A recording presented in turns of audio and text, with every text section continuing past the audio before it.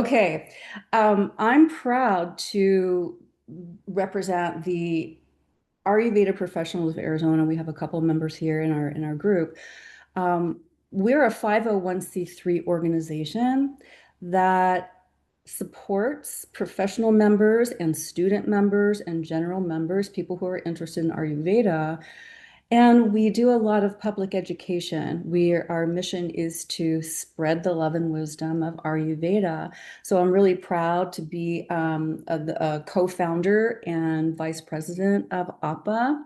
So if there's any time that you want to learn more about Ayurveda or reach out to an Ayurvedic practitioner, APA is a great place to start. We have a website, azayurveda.org, and a very active Facebook group. So there are a lot of Ayurveda professionals in our state, and it's just wonderful. It's growing all the time as well. So this is me. I'm Deborah Garland. I'm a bona fide Ayurveda geek. I've been doing this for a long time, and I love it. I just feel blessed that I can practice Ayurveda, share Ayurveda, help clients in their life through the ancient wisdom of Ayurveda. Been doing it for a long time. And in addition to being a bona fide Ayurveda geek, I'm kind of like the Martha Stewart of Ayurveda as well. I make products, I garden, I cook, I make things pretty, I make formulations, I do all of those uh, beautiful, supportive, feminine types of activities that Ayurveda is just right up my alley. I think I'm designed to do it. I've written 4 books. The first 2 are on pranayama, on yogic breathing. I wrote those in 2015. And back then, I was like, what the heck is that? But now it's on everybody's lips. Everybody knows the benefit of breath practice.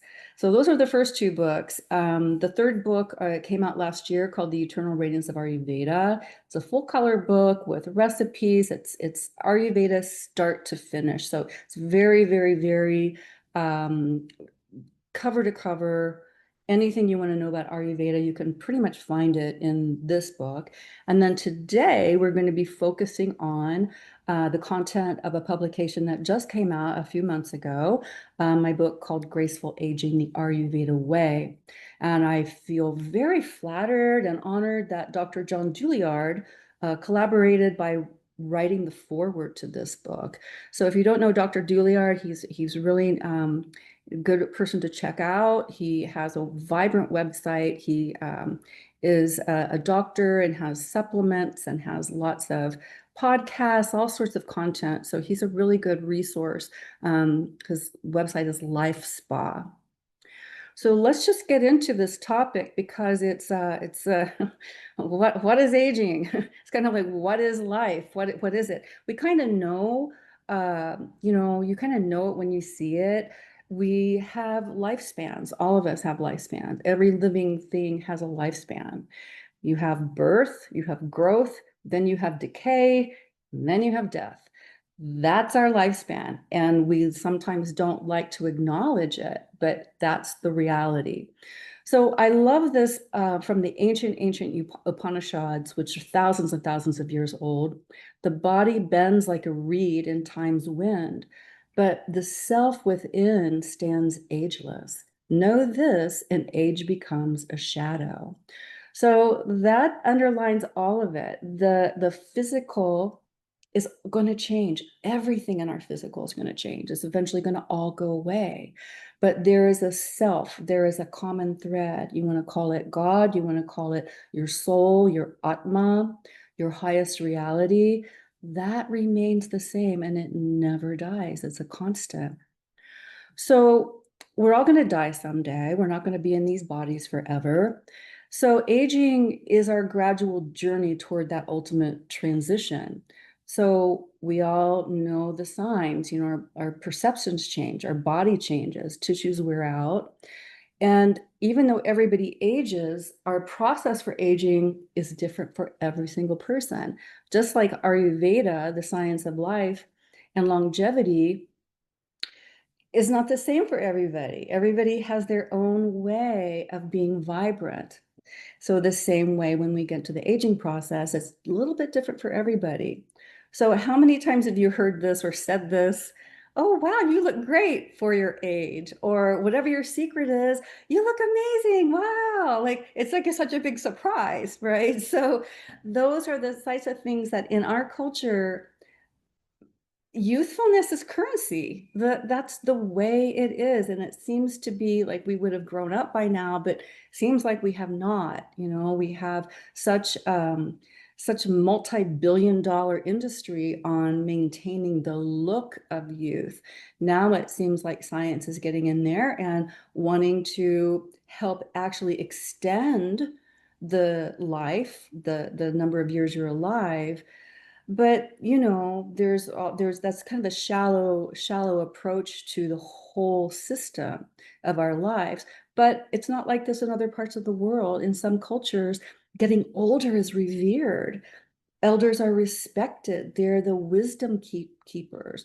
They are people go to older people for advice because they know that they've had experience and valuable information to pass on to the younger generations. They're part of life and not kind of shoved to the side. So in the Charaka Samhita, one of our ancient texts that all of us that study Ayurveda know really well, Vata, which is, we'll talk about what Vata is, but the qualities of air and space dominate our older years. So no matter what your earlier life is like, when you get to be in your older years, the qualities of air and space predominate your life. So as the qualities of air and space increase, our vital energy, our ojas decreases. So this air and ether, air and space quality, what we call vata, is responsible for the decline in our digestive function. It's responsible for sluggish metabolism in our old age. It's responsible for reduced vitality and energy.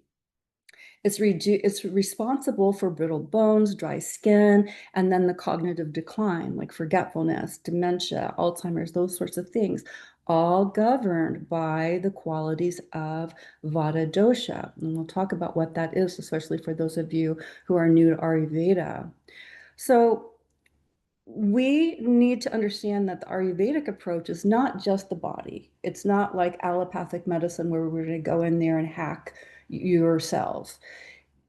You are looking at the entire approach, meaning mental and spiritual well-being are just as important as the physical, as the diet and exercise component. So it's really important that we have a nice holistic approach to all areas of life, but you have to take a little more care when you get into the older years. It's kind of like your higher maintenance years. You might have been able to fudge it early on, but not so much in the Vata time of life. So, especially for those of you who are new, and even if you're a seasoned expert, this stuff never, ever, ever, ever gets old because it's what life is made of. This is how we operate day to day. So everything in our world, inside and out, in space and here in our own town, is made of five basic elements. These are the building blocks: space, air, fire, water, and earth. Well, that's great. You can understand that. You see it. You see it in your world. But where you can master Ayurveda, this is really important. And those of you who have worked with me know that I'm a stickler for understanding this because it's teaching you how to manage and manage life, manage your imbalances, and actually heal yourself. So, space qualities, you see, when you look at space, it's clear, it's light, it's subtle, it's infinite. The qualities of air, it's the movement, it moves around, it's light, but it can cause roughness. Too much air on your skin is going to dry it out, make rough skin. Fire, it's hot, sharp, light, dry. Water is cool, it's liquid, it's soft. Earth, heavy, dull, it's stable, it's dense. So when we look at how to manage our life and be aware of how these elements influence us, we can manipulate them to our advantage. So when we look at the qualities of space and air, we call it vata. It's basically like shorthand. Pitta, we call the elements of fire and a little bit of water. We call the elements of earth and water kapha. So it's one way of looking at a dosha. It's something that can go out of balance, but it's the qualities combined. So it'd be a lot if we were to talk in public. It's like, oh, you know what? My hotness, my sharpness, my oiliness is really bothering me right now. Like, well, you can just say, well, my pitta, and then you kind of know what that is. So it gives you a language, it gives you a tool. So what do these doshas do?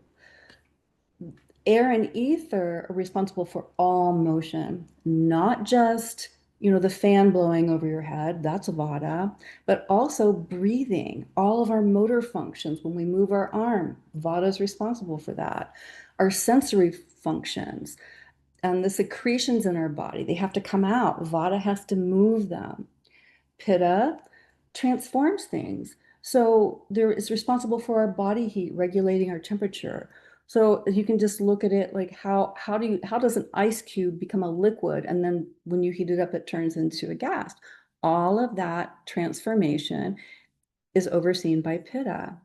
And Kapha, the structure, the stability, the lubrication, the ability to hold things together. That's all governed by Kapha. So how can knowing these doshas help us age gracefully? It's important, and I can't stress this enough, that when our doshas, all three of them, are in balance, your health is generally going to be good. You're going to have greater health and more longevity. But you have to monitor it and have to know when do one of these, but when does the squeaky wheel happen? Are you too hot? You got to balance the pitta out. If you're too dry, you've got to balance the vata out. So it's a you don't get to sleep on this. It's like you have to keep aware of it, but it becomes a lifestyle. Just like as a kid, you tried to ride a bike and, like was really hard. And then now, even today, you got to hop on a bike and cruise away, even if you haven't ridden one since you were a toddler. It's something, it becomes second nature to you. So how does this happen when people always want to know, well, what's my dosha? Well, they're pretty much talking about how was I born? What's my DNA blueprint? If you came into the world with a lot of air and ether, we're going to say you have predominant vata. There's a lot of vata in your body. You're going to have thin body, thinner lips. You're going to have smaller eyes. You're going to be prone to like brittle fingernails. If you came into the world with a lot of fire element, you're going to be able to develop muscle. You're going to have more symmetry in your body. You might be athletic. You would have a little bit of moderate, symmetrical, moderate features, moderate lips.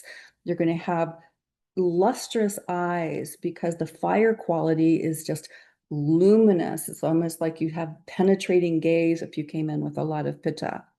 And kapha, if you came in with a lot of earth and water element, you're going to be sturdy. You're going to have thicker lips, thicker hair. Too much kapha, you're going to have a tendency to accumulate weight. So these are inherent traits that are not going to change. Somebody that came in with small blue eyes are not all of a sudden going to get big brown eyes. So the personality traits, we can just look at this, the qualities of vata. When vata is balanced, when the vata dosha is in balance, they're creative, musicians, artists, enthusiastic, bubbly, light-hearted, social and fun. Those are all really good qualities of vata dosha.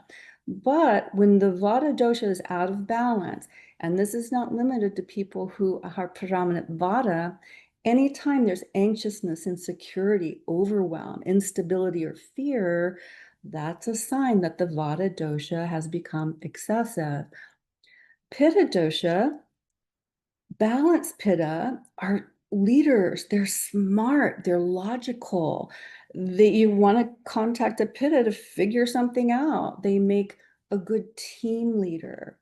But if the pitta dosha, doesn't matter if it's your predominant dosha or not, when pitta is out of balance, anger, being authoritarian, critical, and jealous, those are all traits of a pitta dosha that's out of balance.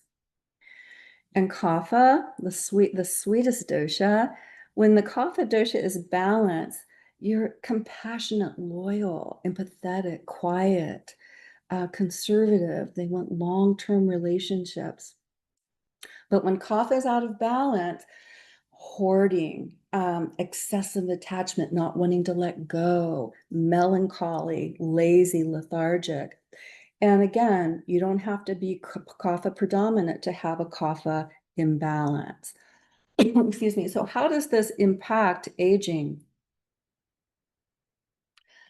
If you come in with a lot of kapha, you can tend toward developing heaviness and stagnation, even though you might have good immunity.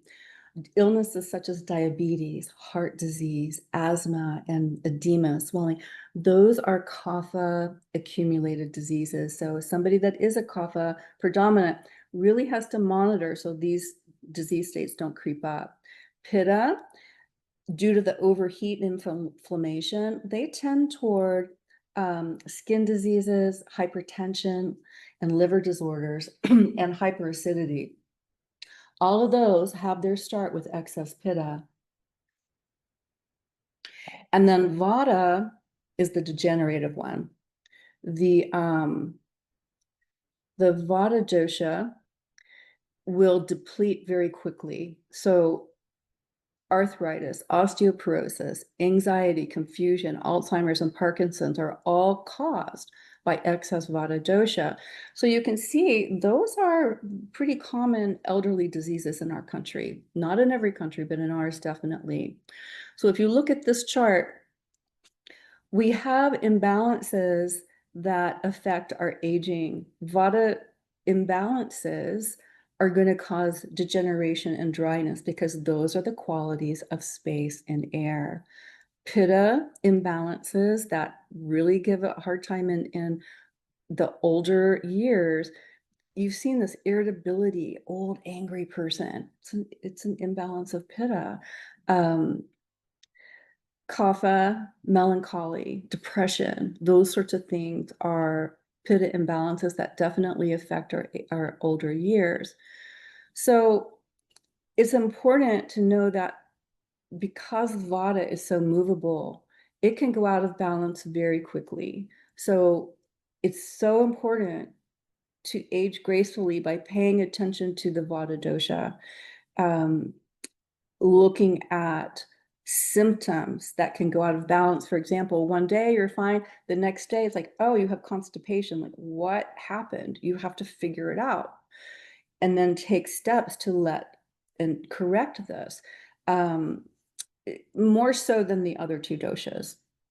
So how do we do this? This is the holy grail of Ayurveda right here. These are the elements, the qualities of the elements. So how do we manage that? Say you have dryness, say dryness in the skin, dryness in the intestines. So you want to balance that by applying the opposite principle. So we have dryness, so you have to moisten it up. You have something that might be too movable, like a too movable mind. You want to make it still and static. So this is it. This is the holy grail right here. And everything in Ayurveda goes back to managing what we call the matrix of gunas, matrix of qualities, because they all work together. And the more you are aware of when you go through your day, just pay attention. Is this liquid? Is it solid? Is this sharp? Is it dull? It helps awareness, but more importantly, it helps you navigate your life. And the last thing before we get into full on, Ayurveda's view of aging are the three states of mind. I like to look at it like the middle path, being calm and present, too much activity on one side, and inertia, laziness on the other side. We call this sattva, which is the purity of mind, the calm. Rajas, too much activity or the active state. We need all three. And then tamas, inertia, heaviness, sluggishness. So when we have graceful aging, it requires sattvic living. This is really important. It's mentioned in the ancient texts over and over and over again.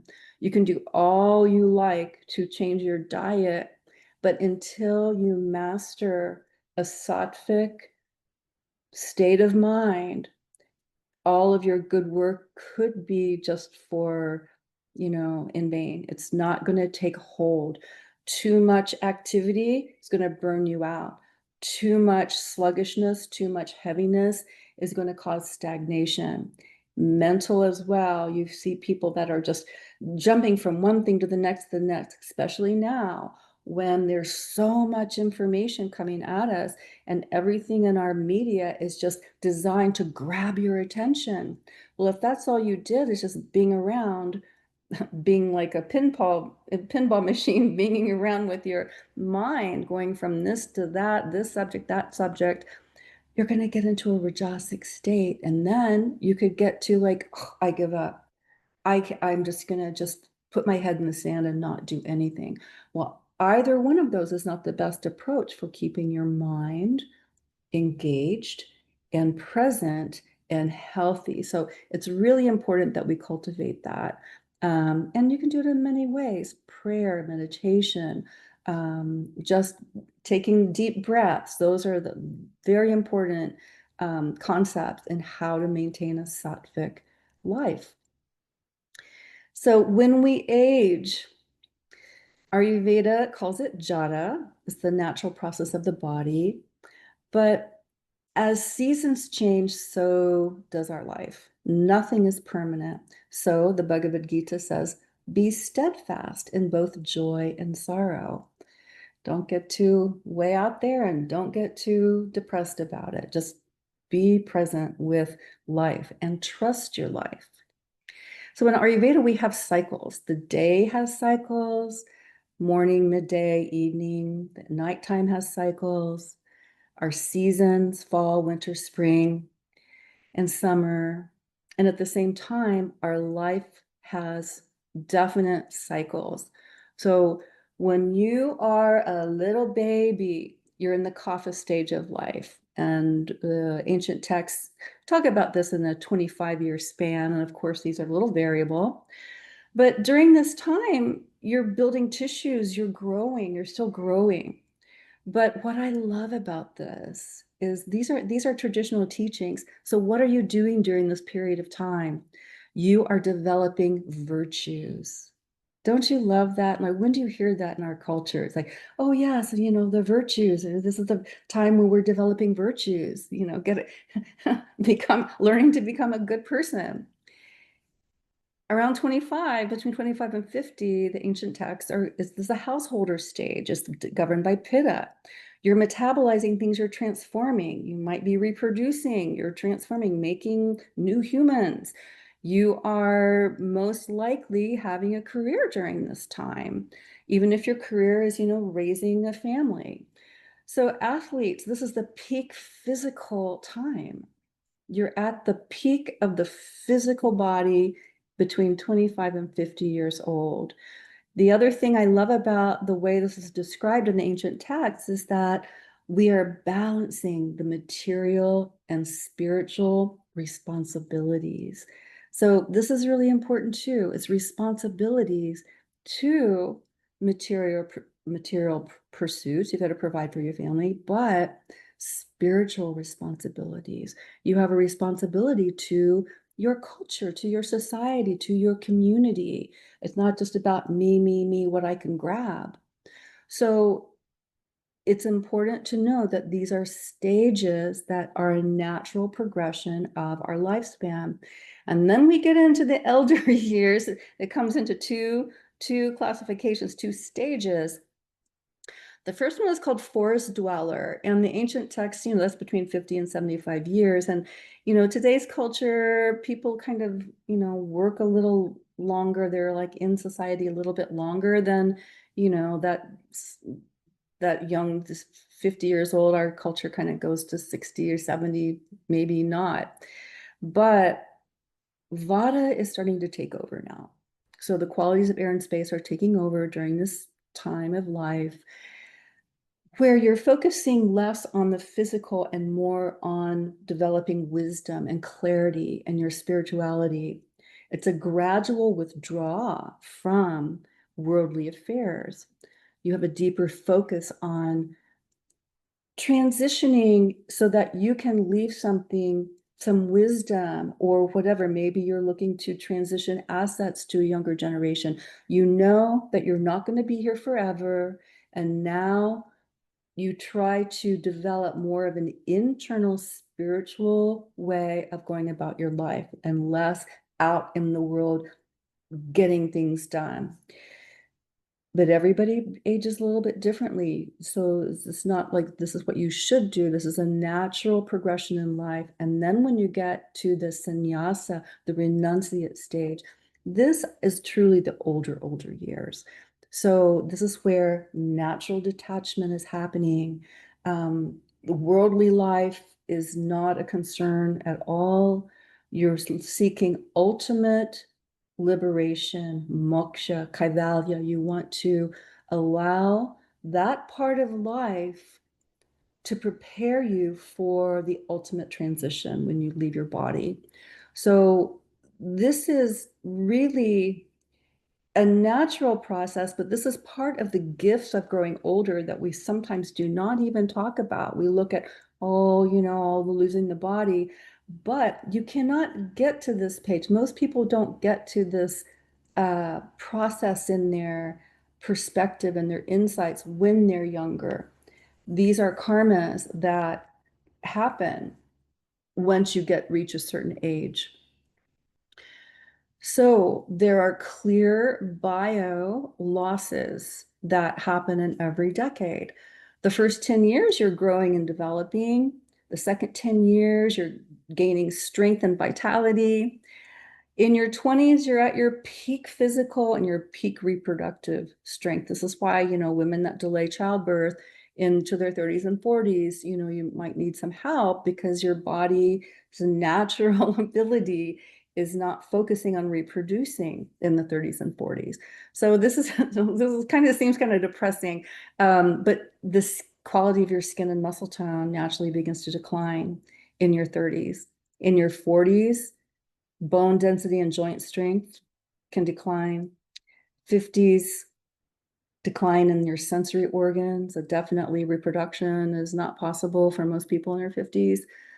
60s, strength starts to weaken. Your digestive agni starts to weaken. Decline in vision happens in the 60s. In the 70s, joints wear out, so you get stiff. The vata quality is really setting in here starting in the 60s, starting to creep in, but now it's here and you got to deal with it. This is where we see memory loss, nervous system, hearing. I know people, getting hearing aids in their 60s, like, okay. 80s, sensory functions, cognitive function decline, and then 90s, you're getting into the severe degeneration. So you see the natural lifespan, according to Ayurveda, is 100 years. It's 100 years. Kind of like, wow, that's kind of cool to think about, but what do we do?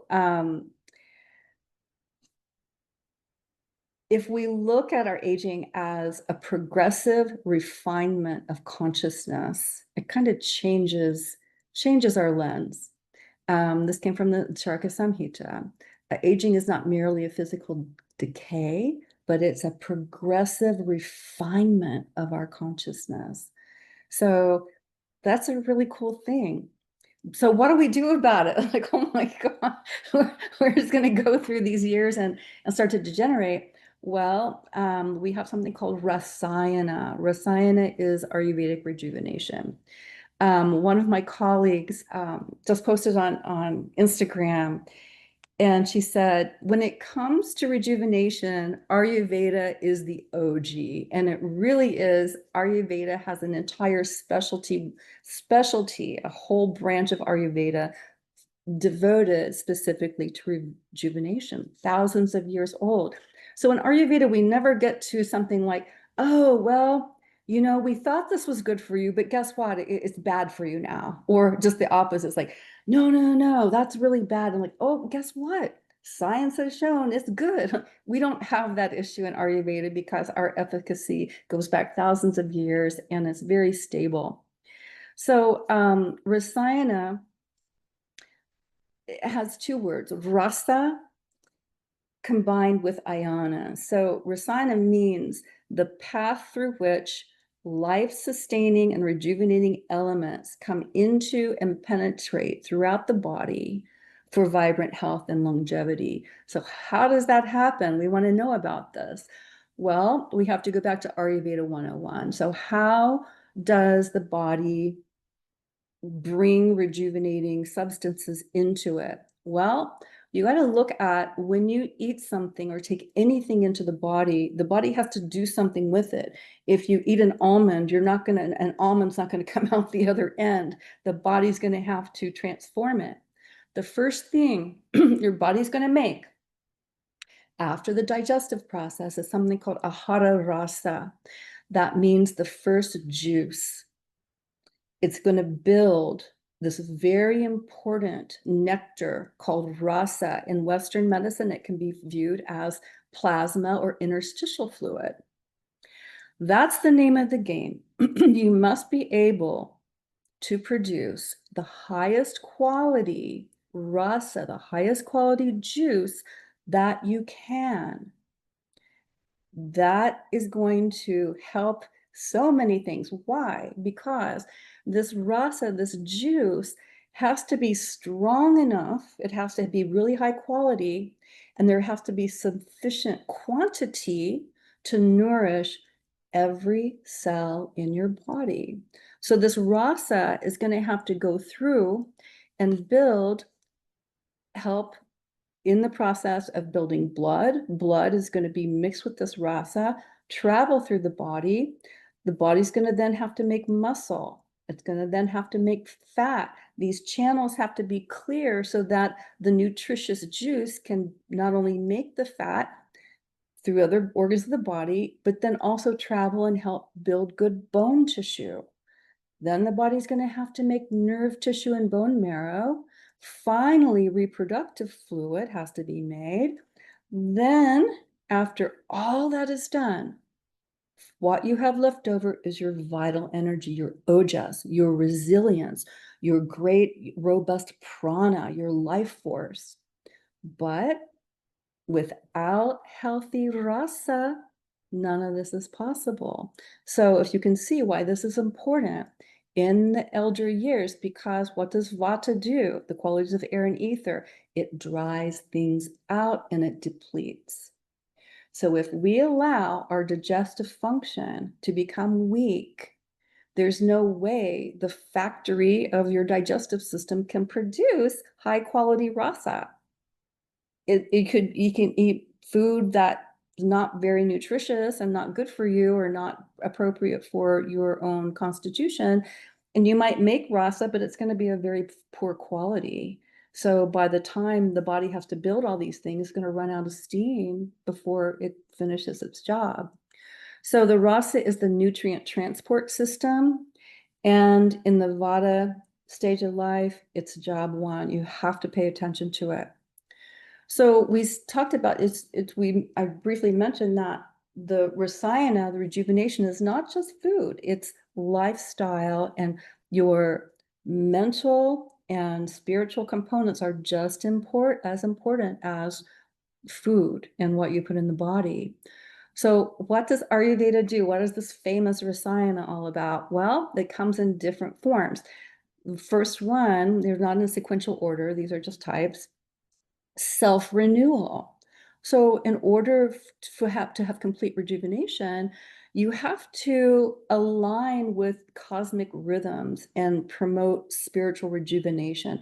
Everybody does this a little bit differently. We want to rejuvenate our mind and our spirit. And different cultures do it different ways. And you might dance around the room and, have altars and crystals, or you just might sit in quiet contemplation looking at nature. It's up to you. Everybody ages a little bit differently.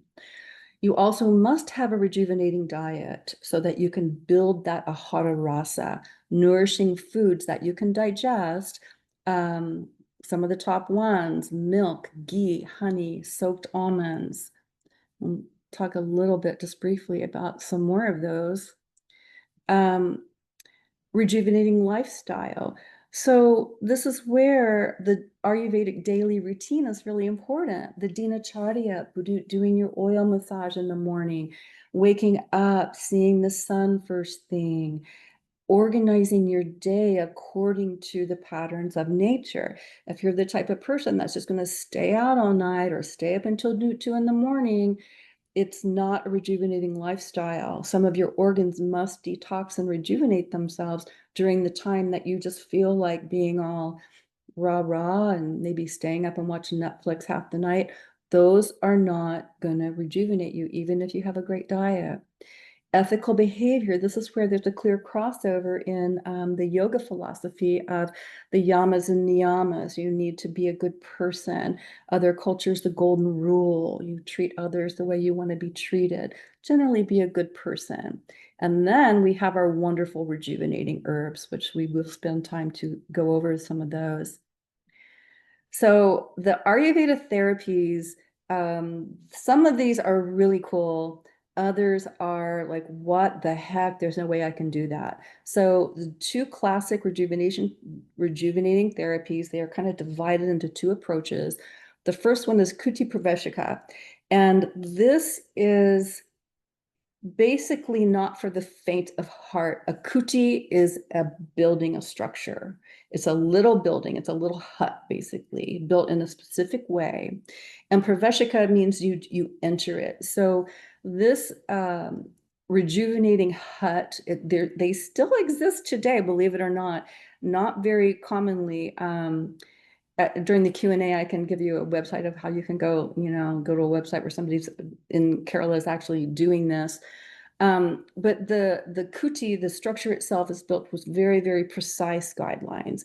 You would enter this structure and stay in there with very little contact with the outside world. There's no wind that's allowed to come in there, just enough light for you to be able to see.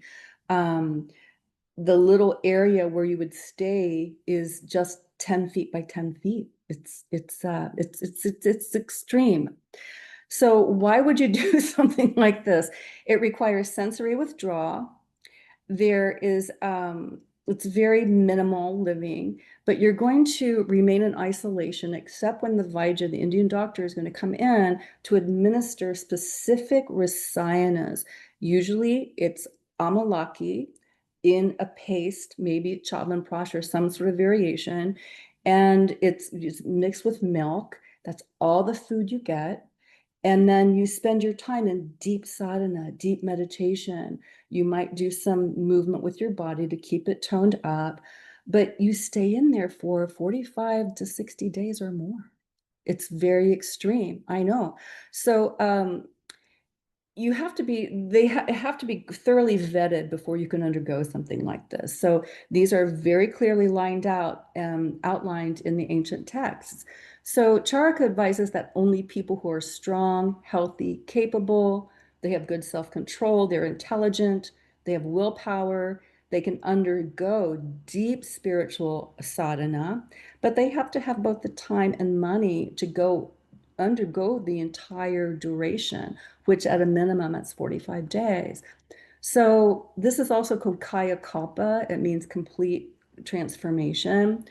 So why would you do this? Well, it's very clearly described that people who have done this, they might start with, falling gray hair and they come out thick, lustrous hair. radiant eyes, new skin, even like brand new teeth. It seems like impossible.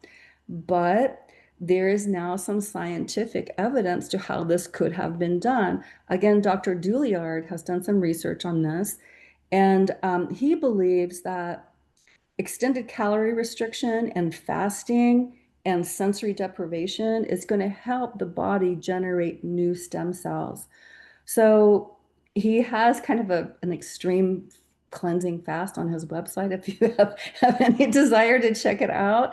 But there are also very clear documented stories and sometimes like, well, I don't believe that. Well, it could be true. There is a book called The Maharaj, the biography of Tapaji, the Mahatma that lived for 185 years, and that's available.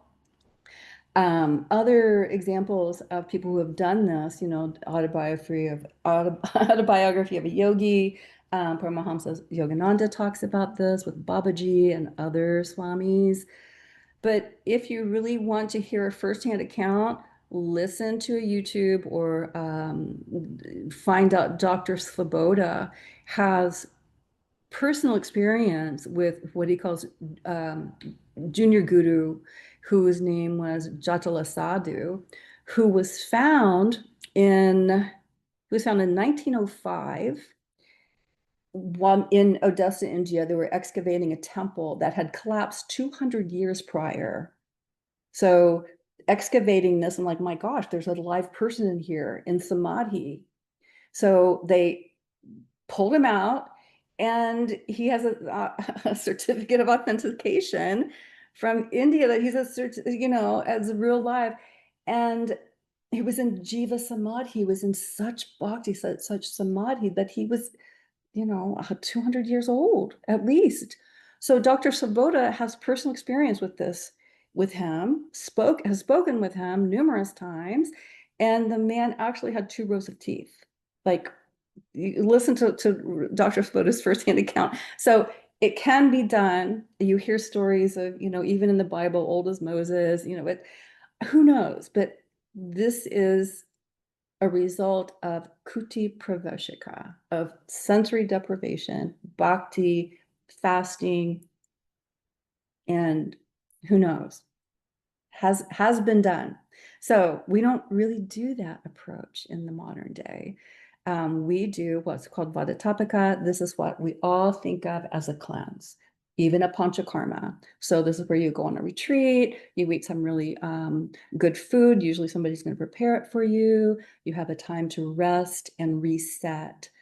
So before we talk about what those are, there's a non-negotiable 100% what we typically do in the US, like, oh, I'm going to do that. I'm going to do these rejuvenation things. Well, you have to prepare the body for these in order for them to work. So cleanse first. So Charaka Samhita says toxins clog the channels like mud in a stream. Purge them free, and Rasayana's strength flows deep. So Ayurveda has many colorful examples of describing this. But if you're a gardener, you kind of get this one really well. If you were to just in our hard desert soil here, any soil, just threw some seeds on top and just walked away, well, you're probably not going to grow anything. It's not going to be able to the seed is not going to be able to get what it needs to get nourished. So you have to prepare the soil, you soften it, you water it, you allow it, you prepare the field to receive the seed. And in this case, we must prepare our body. So just as impure land cannot nourish a seed properly, an impure body cannot assimilate the rasayana effectively. So even if you got the highest grade rasayana herbs and you do all this, if there's toxins in the body or if it's impure, it's not going to work. Without first clearing up the toxic residue in your body, it's like pouring fresh water into a muddy jar or trying to dye a dirty cloth. the body is simply not ready for rejuvenation. It first must be purified. So what we call this toxicity in our body is ama. So it's something that the body has not been able to turn into high quality substance the body can use. So how do you know if you have this toxicity? Well, an Ayurveda professional can help you, but basically, if you feel blah, you have bad breath, you're smelly, you have cloudy thinking, if there's memory loss, fluid retention, those are all signs that you need to clear up some residue. So once you've got the residue kind of cleared up, then we can go on to, it's the wrong slide, let me go back. Two different types of cleansing. Shamana, Shodana are the names. So one's gentle, very benign, and the other is a deep cleansing. So Shamana is usually the best approach for daily maintenance. So just mild issues, you just might want to, if you're feeling a little off or heavy, you just might want to take a day to sip some warm ginger tea, eat some, really light soup. Sometimes that's all it takes. But most do-it-yourself cleanses and common cleanses that we have, Ayurvedic cleanses now, are shamana. They're very easy. They gently detox the body. So there's never a one size fits all. So you do have to check in with if you know about how your imbalance is, or you have a strong grasp on the signs of different types of ama or different types of imbalances. It's good to consult with somebody before you just go ahead and try to do it on your own. But the panchakarma or shodana is it's a deep purification. And a lot of times you have, see advertised, oh, we're doing a panchakarma. Those are usually not the really deep cleansing. It's in our country is kind of like, well, it's more like a deeper cleanse, but it doesn't really get scrubbing deep in the deep tissue layers. That's left for something called panchakarma, traditional panchakarma, which very set process. You're going to start by getting rid of this ama through herbs and other processes. You're going to start to stoke the digestive fire. And then you got to flush it out. You've got to, bring all these toxins into the digestive system, and then you've got to get it out. You've got to take a day of purgation where, you sort of poop it out basically with under supervision with herbs. And then you get into wonderful body therapies. Those are also designed for purification. And then the final step is the rejuvenation phase. So the final step is the rejuvenation phase. And this is unfortunately, a lot of people skip this phase. And this is why you do all this work, is to get to this phase and start to rejuvenate and rebuild the tissues. But the important thing, this is why you need a little help with this, when you need a professional, because you have to know when to switch from cleansing into restoration. So a lot of people want to cleanse, and they end up depleting themselves because there's a certain point where you've cleansed enough, and if you cleanse anymore, you're going to go into depletion. It's time to start building up the tissues. So that's really important. And then from there, once you've done the cleansing and it's time for rejuvenation, we have wonderful Ayurvedic treatments.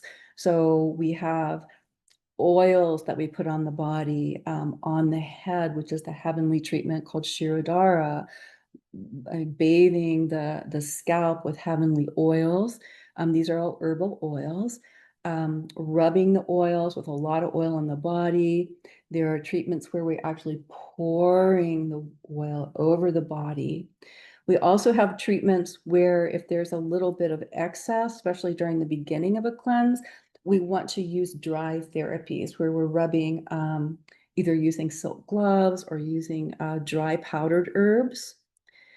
And then we get into steaming the body. This is heavenly too. We use fresh herbs or essential oil in the steam water, helping all the benefits of the herbs to get into the body, but also releasing toxins through sweat. opening up the channel so this toxicity can come out and allow the rejuvenating herbs and oils to penetrate in. We make little dams out of dough and fill it with warm medicated oil. We take little pouches, like all of these are customized for every single person, depending on what your particular imbalance is. Literally, we apply oil to every orifice, oil in the nose, oil in the ears, oil up the bum. You know, we have oil everywhere in Ayurvedic treatments. So one of the most important detoxes that we can do though is um, digital detox. That's really important. It wasn't mentioned in the ancient text for obvious reasons, but in order to keep the mind in that sattvic state, digital detox is critical. So the diet, everybody wants to know, like, what do I eat to rejuvenate? Well, the essence of life, our ojas, dwindles with the seasons of age. Feed it with ghee and gentle living to hold its glow. So it's important to know that Ayurvedic tastes are really important and they're made of elements. If we look at the six tastes, sweet, sour, salty, pungent, bitter, astringent, look at they're made from elements, the sweet taste, water, and earth. It's the most nourishing and the most rejuvenating taste. But what if you're kind of sluggish and you're like feeling heavy? You're not going to benefit from this sweet, unctuous taste. It's going to clog things up. This is where you balance the matrix of gunas. So you see these up and down arrows. The sweet taste is going to balance vata, but it's going to increase kapha. This is where you need to understand, like, what do you need, and then match the substances to how they will benefit you. So the sweet taste, let's just look at how this guna matrix works. We know the sweet taste is nourishing, and one of the best things is a fresh date, like the really juicy one. Well, it can be even more nourishing by adding ghee and milk to that. So that can really rejuvenate you if your body can receive it. But what if you took the same date and you've all seen them really hard, they're hard as a rock, and they might be pressed into a granola bar? Look at the qualities of hardness, dryness. Well, that's going to supersede that sweet taste of the date because you've changed its qualities. The hard and dry qualities just took over, and you're not even going to be able to digest it. It's going to cause ama. So this is why Ayurveda, it can be confusing for people if you just look at it surface face value, like, oh, the sweet taste, I can have candy bar and ice cream because, hey, look, it's going to balance my vata. Not really. Only if you balance it and you take it in a harmonious way. Um, so this is a lot of fundamentals that we're going through. But if you are interested, I'm going to be offering a very comprehensive program this fall where we go into detail. It will be in person and online. So most of you are on my email list. If you're not and you want to know about this, just shoot me an email or just say I want to be on your list, and I'll let you know if this is something that you feel like you want to dive into. In our later years, our digestion is variable. There's not a whole lot you can do to change that other than strengthen your digestion. Don't put stuff into your tummy that you're not going to be able to digest. Um, and here's the old adage: if food is improper, no medicine's going to work.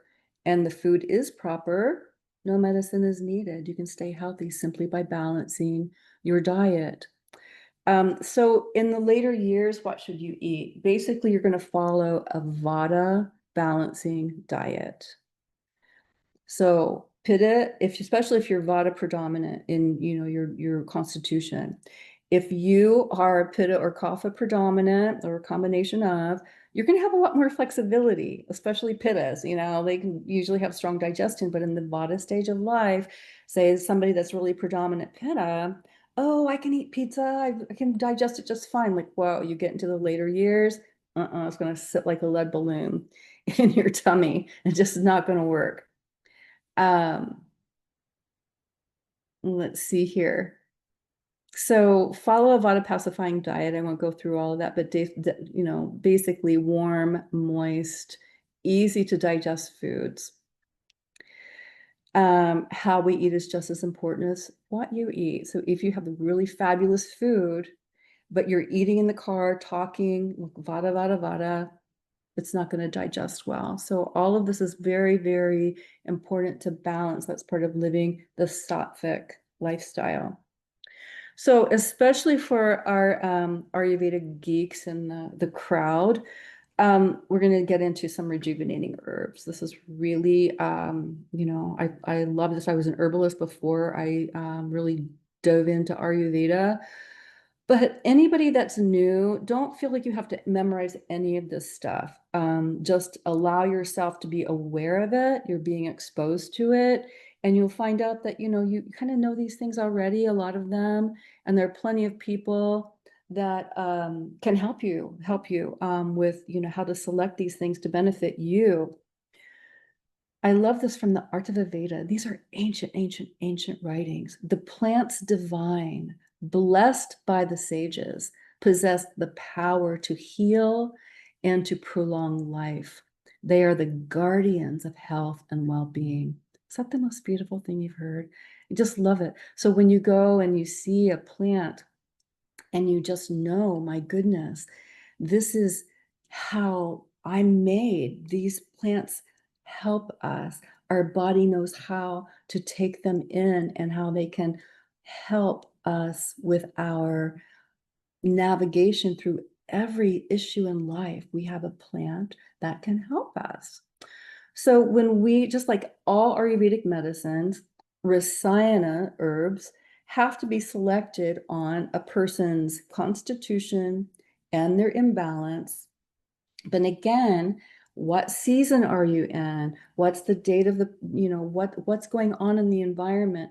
This is what an Ayurvedic practitioner will help you select what is the best herb for you. Now, some of them are going to be really easy, don't need a lot of explanation. It's also important that when we take Ayurvedic herbs, it's not like a pharmaceutical. Our body recognizes these as foods. So we don't always just want to take a tablet or pill and just swallow it down. We want to make sure that the herbs can get to their target. So that's where we use something called an anupana, an accelerator, a helper, to help the herb get to where we want it to work. So common anupanas, and these can be used on their own, but milk, and people are like, oh, I'm lactose intolerant. Well, that usually means you have a digestive problem, but whatever, we won't go there. But milk is highly nourishing, is one of the best anupanas that we have for rejuvenation.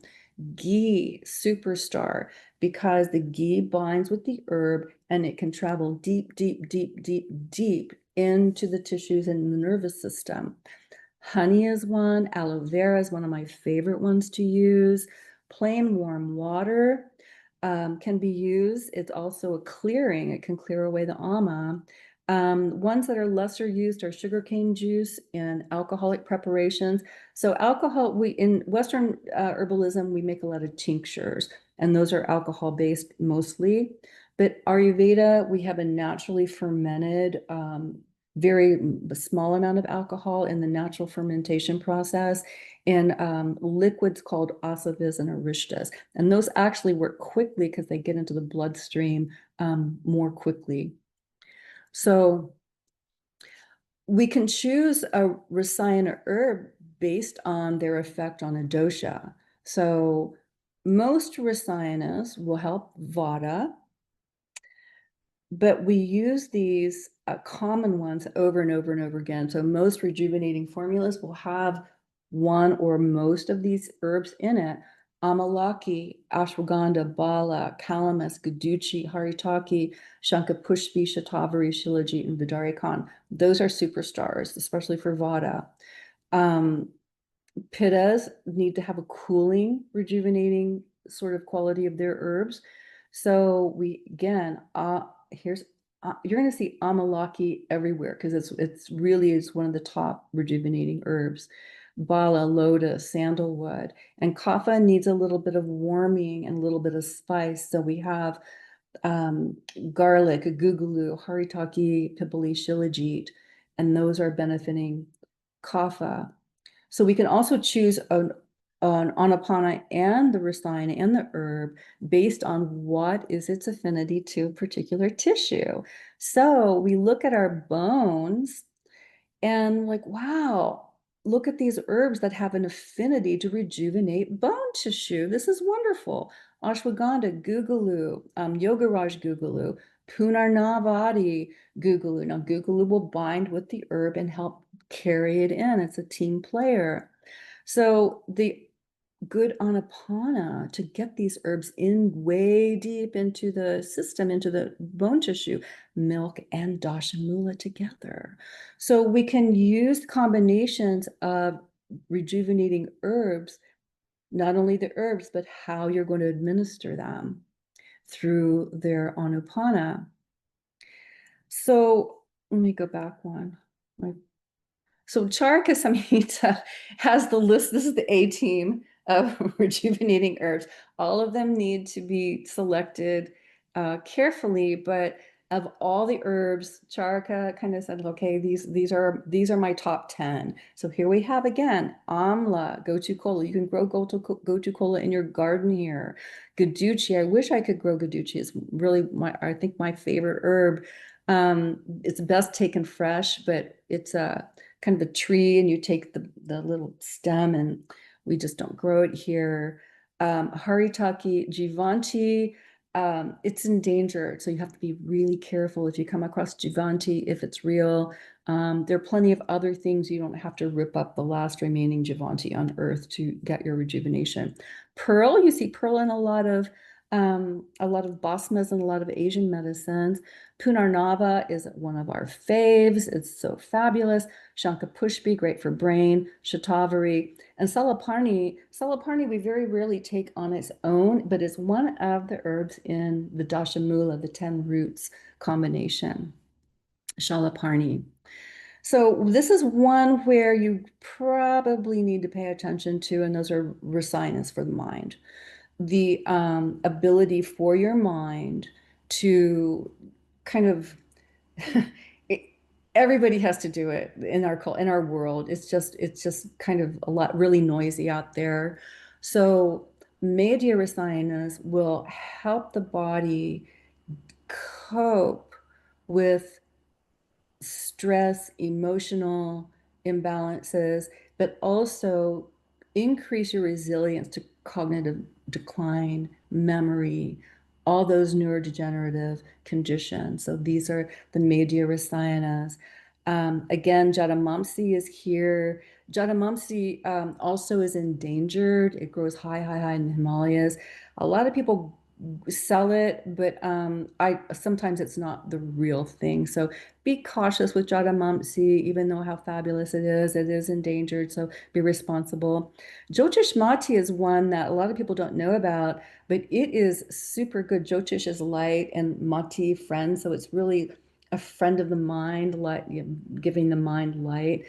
Kids in traditional families that practice Ayurveda or even Indian culture, they give the kids Jyotishmati to study for tests and, develop really smart brains. Shilajit is a great one. You have to be careful with the quality of that one. So the last category, I think is my last category I'm going over rejuvenation for the skin. And it takes a lot to rejuvenate the skin because our skin is a mirror of everything else that's going on underneath it. So when we look at the skin, you really see the quality of rasa. First of all, it's the mirror. So when you see somebody, even with yourself or a family member, it's like, oh, their skin looks kind of dull, or like you look a little peaked. My mother would say, you look a little peaked. It's like the vibrance is starting to diminish. So the skin is a barometer. So you really have to be free of ama, all those things that we know to do to keep robust tissues, but Rasayana for the skin, you have to rejuvenate the rasa, the juice, the blood, the muscle, and the fat. So those top three are really important for skin rejuvenation. So if you see, oh, my skin's dry, I'm like losing collagen, blah, blah, blah. Look at those tissues and see how you can rejuvenate the tissues. And that's going to be what's going to give you the young skin.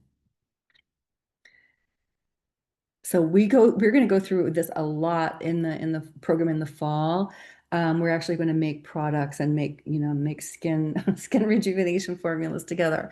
So common rejuvenation for the skin, most of these can be taken internally and topically, except for bakuchi. You really don't take that internally so much. But a lot of the things that you make for the skin to apply will have these wonderful rejuvenating herbs that specifically have qualities for the skin. And out of so many hundreds of herbs, the ancient texts describe 200 of the traditional Ayurvedic herbs that have properties for the skin. So you can see there's a lot of crossover. So you can say amla, well, that's in Triphala. You have haritaki and amla, both in Triphala. So you know that, wow, Triphala's can be pretty good for my skin and a bunch of other things too. So it's good to see these and say, okay, well, there's a lot of crossover. I'm doing just more than just one. The last category is aphrodisiacs. We call these Vajikaranas. So this is another main category of Ayurveda. So if you remember that cycle of the tissues, the little dots around the human body picture, the last thing your body's making is the reproductive tissue. So if the body's depleted or Vada's taking over in our later years, there's the rasa is not sufficient enough or strong enough to be able to keep the reproductive fluids juicy. You have all sorts of complaints, both men and women, that these areas, they seem like, well, wow, how can, I get more moisture there and more life, more sexual health in your later years? Well, the Vajikaranas, many of them are rasayanas. Now, some aphrodisiacs just do nothing but, rev you up. But these are rasayanas and also vajikaranas, also aphrodisiac herbs. So some of these might be surprising, like, wow, licorice, great. Aloe vera, of course, it's moist. Here we have the ashwagandha again. And one that's gaining attention these days, especially for males, is gokshura. It's called tribulus. And it's in a lot of athletic performance herb formulas, as well as virility, that sort of thing. So it's good to know these and then maximize them where you can. In the publication in this book, Graceful Aging, I've got materia medica of these rejuvenating herbs, the top ones. The Graceful Aging the Ayurveda Way also has materia medica. That one's full color, but this one includes all the, not all of them, but the top rejuvenating herbs. So we won't go through all those. Also, this book's also available in Kindle and print. I have tables, herb tables, so that you can get a nice, quick summary. You go through and see, okay, here's Yukuna, English name, Kapikachu. More fun to say Kapikachu. And that's good, for nervous system, but it's also good for the reproductive system. So that's all in the book, but it's important to know our formulas. So Chyavanprash is the common one. Everybody knows it. Kids can take it in the morning. It's a nice sweet jam, but I want to make sure that everybody understands all these formulas are not equal. Just because it says Chyavanprash on the label, check the ingredient. The classic Chyavanprash formula has 37 herbs in it. Now, some of the herbs might not be available, or the manufacturer might want to be making more profit. So if you come across a Chyavanprash and it's got like 8 herbs in it, it's like take a pass and just find one that has, more authentic. And in the Q&A, I can give you a couple of sources if you like. Brahma Rasayana, wonderful for the elder years. It is a very popular beauty and anti-aging formula. Ashwagandha leham is great for mind, Madhyasana, also for the reproductive system. But again, these are rejuvenating formulas. So if you're all toxic and you've got sluggish digestion, do a couple days of lightening up before you go on these. So if you're taking Chyawanprash every morning, and it's kind of benign, it's not going to do any damage. But if you're starting to feel sluggish, like, I don't need to nourish right now, I'm going to take a day to like lighten things up, and then I'll go back to Chyawanprash or some of these other ones after. Amrit Rasayana, many different. This is one that a lot of companies take liberty with their formulas, but they're typically Madhya Rasayanas because Amrit is another name for Guduchi. So most all of them will have Guduchi in it, but they're Madhya Rasayanas. And they're just really nice. Those are really nice formulas. Triphala, here we have again, it's fabulous because it not only clears the channels, it's also a Rasayana. But again, look at the Anupana. We're just so accustomed. Me too. Like I was like, oh, it's easier. I'm just gonna pop a couple capsules of Triphala. Well, they have fillers in it. It's not just the Amalaki Bibitaki Haritaki. It's got filler in it and it's jammed into a capsule, and you're just gonna pop some and take some with water. It's better to get more, have it cooked into a ghee or some sort of other formulation so your body can receive it. And just a mention of basma. So basmas you cannot take without medical supervision, Ayurvedic supervision. These are not even sold in the United States, but you can go on other sites and get them from India and have them sent to you. But they are made from metals. So you have to be very careful. You can only take them for a short period of time and under supervision. So those are basmas. And let's go ahead. I think that we don't want to get too far ahead of ourselves. In my longer program this fall, we'll have a lot on beauty, but we want to make sure we close out here with spiritual longevity. We want to make sure that we know that graceful aging is not just about taking some Ayurvedic herbs. We have to have the spiritual component, just like the stories of people who went into the kuti and stayed in there for a long time. They were there in devotion. You have to have the bhakti in order for these rejuvenation effects to serve you. So we have to make peace with letting go. Everything here is subject to decay, but the self is not. Our ego wants to hold on, but you got to learn to let go. So making peace with letting go is a daily practice of trusting your life, surrendering. The more we let go, the more we discover that nothing is really essential. Nothing truly meaningful is really ever lost. It's only the illusion that we thought we needed. So we're not fearful or sad about the journey of life. Life is beautiful when we live in harmony with the natural flow. So as long as you're keeping a balanced doshas, a good state of your tissues, and allowing the waste to go away, the end products are going to leave you with a balanced state of your body, senses, and spirit, all of which are going to lead to a long and healthy life. There's not a whole lot of solid how-tos. You must do this and you must do that. But you should understand what your constitution is. You must understand the nature of your imbalance, your present state, your Vikruti, and then take some informed action to correct any imbalance. So everybody's going to be a little bit different on how we do that, but ultimately it's your life and only you know what's serving you. As long as you take that middle path, you're going to be happy no matter how many years that you stay alive in your body. So I'm going to stop sharing here and I'm going to turn the recording off. So you guys did great. That was a lot of information. Okay, we're off recording.